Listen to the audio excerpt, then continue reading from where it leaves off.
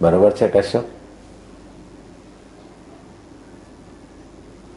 देखा कि गाल खूब फूल गए हैं, कफ ज्यादा हो गया है, आगे खांसी की दमे की तकलीफ होने की शक्यता है, इसीलिए तुम चने खाया करो थोड़े, ताकि कफ कंट्रोल रहे। देख ले भाई।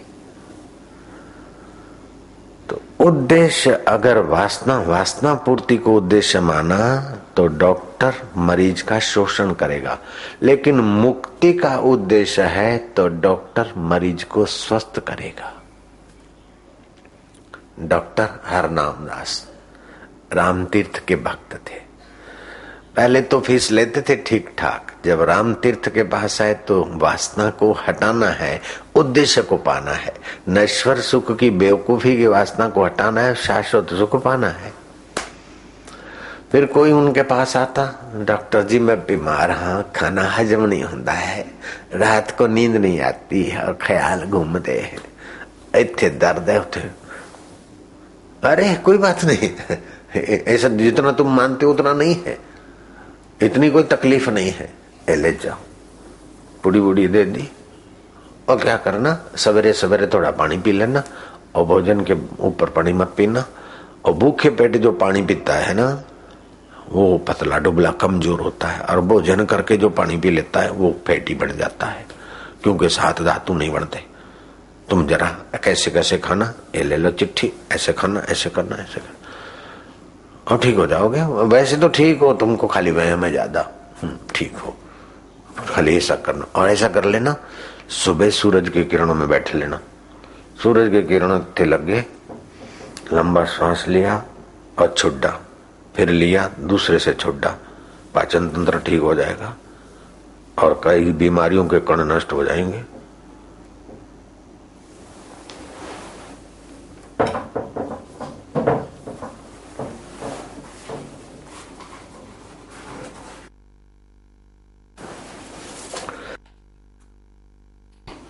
डॉक्टर साहब कितनी फी हुई? और बोले फी भी क्या, 2 पैसे दे दो, बस खाली 2 पैसे।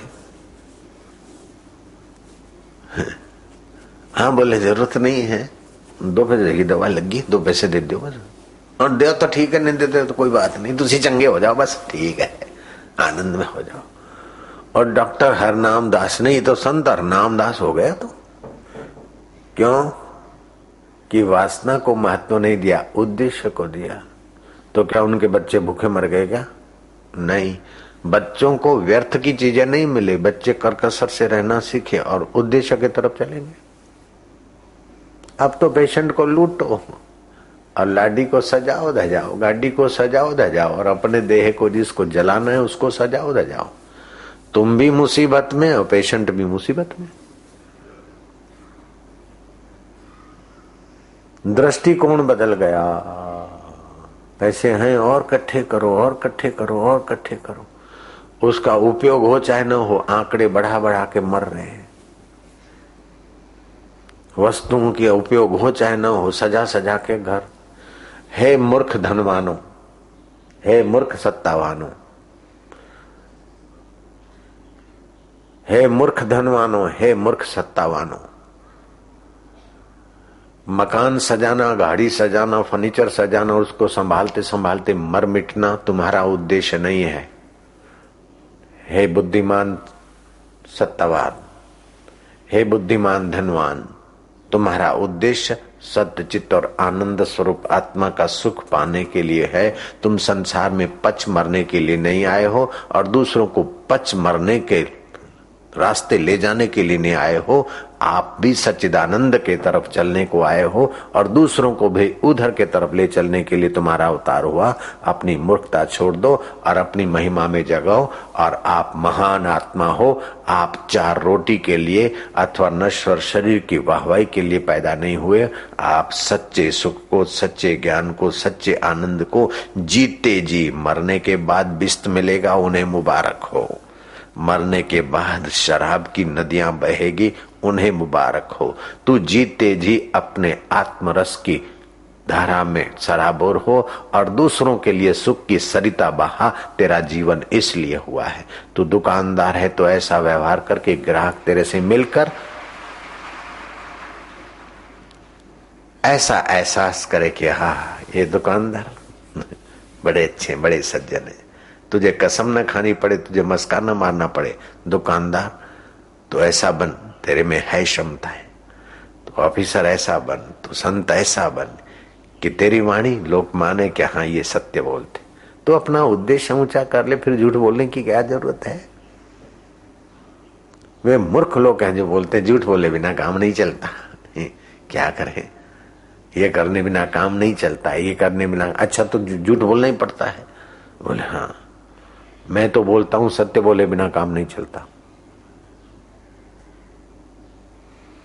बोले बेईमानी बिना काम नहीं चलता, मैं तो ये कहता हूं कि ईमानदारी बिना काम नहीं चलता। बेईमान नेता भी अपना सेक्रेटरी ईमानदार चाहता है, बेईमान सेठ भी अपना मुनीम ईमानदार चाहता है, बेईमान पति भी अपनी पत्नी ईमानदार चाहता है कि पत्नी मेरे से बेईमानी ना करे। जयराम जी की ईमानदार तो ईमानदार को चाहते, लेकिन बेईमान लोग भी ईमानदार को चाहते हैं। सच्चे तो सच्चे को चाहते, लेकिन झूठे लोग भी सच्चे का आदर करते। गांधी जी ने सत्य निष्ठा का आश्रय लिया, विजेता हो गए कि नहीं। ठोको ताली, बस हो गया काम। एक जगह पर सभा हुई थी, गधों ने मीटिंग ली कि अपन बाहर ढो के थक गए, कुछ मीटिंग करें। पेड़ पे बंदर थे, उन्होंने कहा कि हम लोग भी यहां से वहां भटकते रहते। दोनों की मीटिंगें चालू हुई। कल्पित कहानी है। गधे भौंके, है कौन है कौन है कौन है कौन।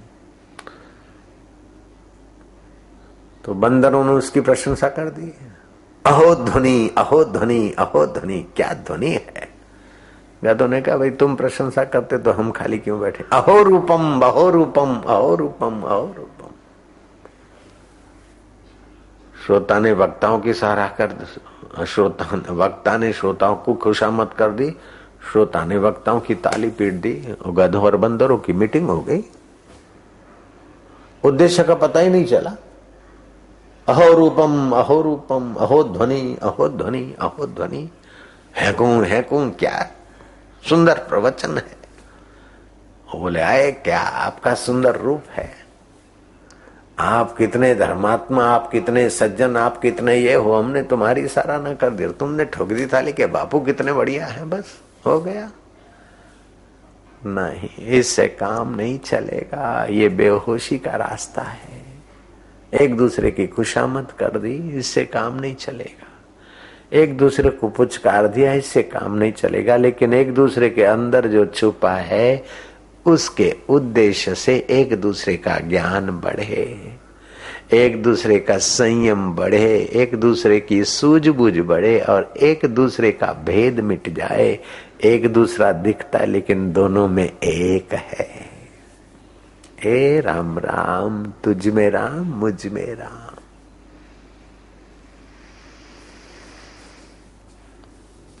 उद्देश्य है सच्चिदानंद पाने का। आप जप करते हैं तो ये उद्देश्य है। सच्चा सुख पाने के लिए जप करते तो उद्देश्य है, लेकिन कुछ कच्चा माल पाने को करते तो वासना है। बड़ को फेरा फिरते कि मेरी भगवान में प्रीति हो, तो ये निष्काम कर्म है, उद्देश्य है। आप शबरी बेलन की नाई बुहारी करती हो, लेकिन आप कह के भगवान प्रसन्न हो, मेरे दोष मिटे, मेरा चित्त पावन हो, तो ये आपका उद्देश्य है। उद्देश्य को धर्म बोलते हैं और वासना पूर्ति को बंधन बोलते हैं। लेकिन धर्म के अनुकूल अगर वासना पूर्ति करते तो उसको धर्म बोलते हैं। तो धर्म क्या करता है कि वासना बढ़े नहीं, वासना मिटे, इसलिए वासना का उपयोग कर लो। जैसे काम वासना है, युगों की सदियों की वासना छुपी है जीव में, तो जिस किसी के संपर्क में आकर अपनी काम वासना बढ़ा है नहीं, इसलिए पति पत्नी का फेरा फिर गया। अपनी पत्नी के सिवा और नारियों के प्रति बड़ी है तो माता, छोटी है तो बेटी, बराबरी की है तो बहन। हो गया। ये धर्म सिखाया।